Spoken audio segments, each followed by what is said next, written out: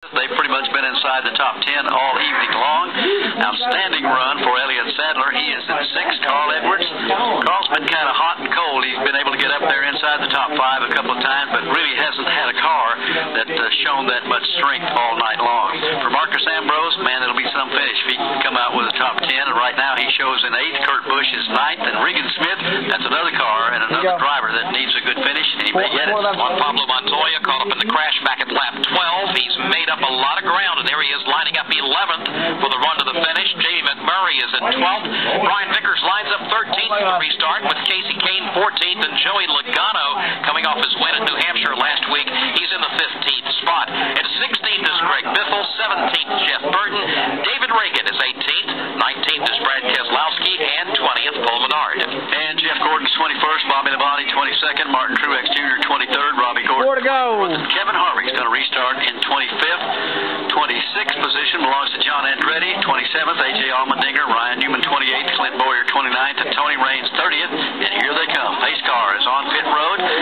Green flag goes in the air.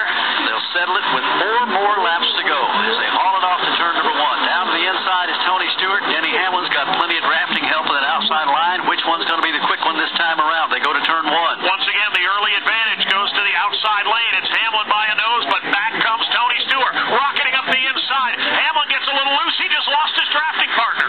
Down to the inside goes Jimmy Johnson, but Hamlin is able to slide into the low line and hold on to 3rd. Now the front 4 occupy the lane down low. They're stacked up from 5th on back, side by side. Up front, it's Tony Stewart, Kyle Busch, and Denny Hamlin. Here comes the outside line, led by Elliott Sadler. They want a piece of 4th. There's a lot of drafting help up there. Marcus Ambrose is there. Regan Smith is there. Jamie McMurray, Casey Kane, a whole host of them trying to rally back. He's alongside Carl Edwards for 5th. Tony Stewart, though, leads the pack. Back to the line. Here's Kyle Busch breaking to the inside. Now he looks to the outside. Sees there's no chance to make the move. Back in line he goes, waiting for drafting help from behind. Tony Stewart's had the best car all night long, but he doesn't have the numbers. 2 Joe Gibbs Racing teammates right on his back bumper. Kyle Busch and Denny Hamlin, then Jimmy Johnson, Matt Kenseth, Carl Edwards, all single file to the super stretch. A Chevy, 2 Toyotas, a Chevy, and a Ford. That's the top 5 rocketing up the super stretch. Tony Stewart looks back, sees Kyle Busch waiting there, poised in position and ready to pounce as they race back to the corner. Well, if Kyle Busch is going to get around Tony Stewart, Tony's going to make him go to the high side. Tony pins the Burger King Chevrolet on the yellow line, leads them off for number 4 again. Again, Kyle looks to the outside as they come into the trioval, sees that Denny does not follow him. He gets back in line. Meanwhile, Jimmy Johnson, 4th in line, maybe looking for some help from Matt Kenseth. But for now, no one steps out of line with 2 laps to go. 195-mile-an-hour conga line at the bottom of the racetrack in turns 1 and 2 at Daytona. Tony Stewart, Kyle Busch, Denny Hamlin, Jimmy Johnson. It's a 6-car breakaway up front. The winner of the Coke 0400 will come from the top 6. The question is, who will it be? When will they make the move? Here they come.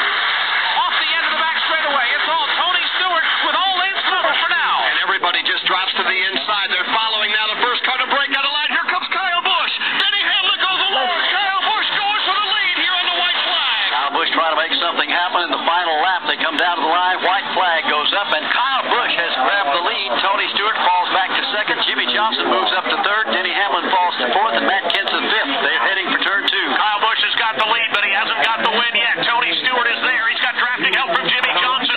Kyle's drafting partner is hung out alone to the outside. Here comes Tony Stewart. Drafting help from Johnson. Tony to the outside. Tony to the inside. Off him. Lands right. Stretch. Kyle Busch. It's Stewart in 2nd. And Kyle Busch. Tony Stewart all over the back. Kyle Busch literally pushing him off turn number 4. Jimmy Johnson is there as well. 3 nose to tail. Denny Hamlin goes for it. Tony looks to make the move. I got on YouTube. The high side. Kyle blocks. Tony gets it to Kyle. He hits the wall. Tony Stewart is going to win the Coke 0400, and several more cars spin at the start-finish line. A spectacular move, but you knew it was going to be something like that. Yep, you did. It's just a shame it's going to collect all these race cars. They're going to get torn up coming out of turn number 4. Let's swing it back up to the 4th turn. Well, I'll tell you what, you could see it coming, and it all broke loose. We talked about fireworks and a spectacular finish to the Coke 0400, and you just had one as Kyle Busch trying to fend off